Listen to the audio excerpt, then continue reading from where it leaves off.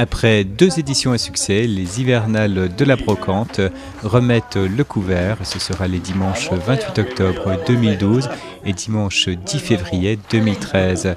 Elles seront organisées par l'association Rive Gauche Commerce, en partenariat avec, bien sûr, la ville.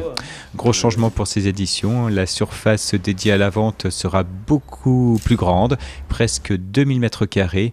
Cela se passera dans les locaux de l'ex-CCI, place Jules Ferry, mais aussi dans les locaux de l'ancien tribunal. Comme là, on a déjà une fin de saison avec des dates où il n'y a rien sur Nancy, il n'y a rien sur...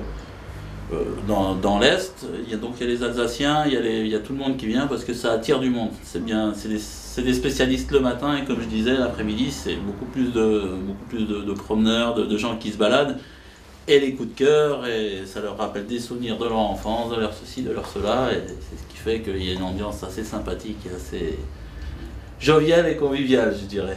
Voilà. Combien d'exposants ? C'est-à-dire l'année dernière, on a rempli la première salle, l'ancienne salle de la CCI, où il y a 750 m². Donc on ne parle pas en exposant, on parle en linéaire. Et là, cette année, on a la deuxième salle qui fait 650 avec tous les couloirs, donc tout est plein. On va dire au bas mot, on va être prétentieux, 2000 mètres. Voilà. Donc tout est plein, tout est rempli. De tous les côtés. Pas de prétention, on va dire 500 exposants. Non, je dirais que ça fait... Non, mais 80 peut-être. Ouais, ça fait entre 60 et 80 à peu près. C'est bien. Mais le but, c'est de remplir avec des gens qui amènent de la camelote. Et c'est pas un salon, c'est pas des antiquaires, c'est pas...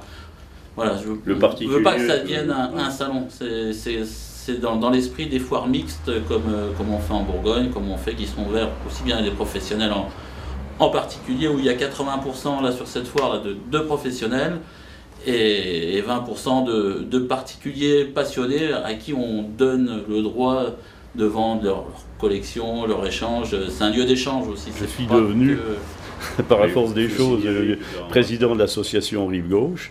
Comme j'anime le quartier, on a fait des vides-greniers et maintenant on récupère les hivernales, puisque Renaud, qui était le créateur de l'événement et la ville qui parraine, est venu rejoindre notre association Rive Gauche. Voilà. Alors on se lance pour reprendre le bébé et je pense avec le succès que l'événement a connu depuis des années, il n'y a pas de raison que ça ne continue pas. Voilà. En gros, c'est une manifestation qui commence à bien marché, ça plaît à beaucoup de gens, ça déplace des gens du 54 jusqu'au 57, jusqu'au 68, 67.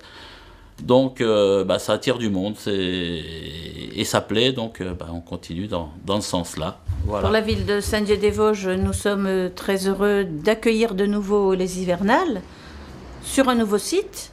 Très facile à trouver pour ceux qui ne sont pas de la ville, place Jules Ferry, en face de la sous-préfecture, près de la mairie.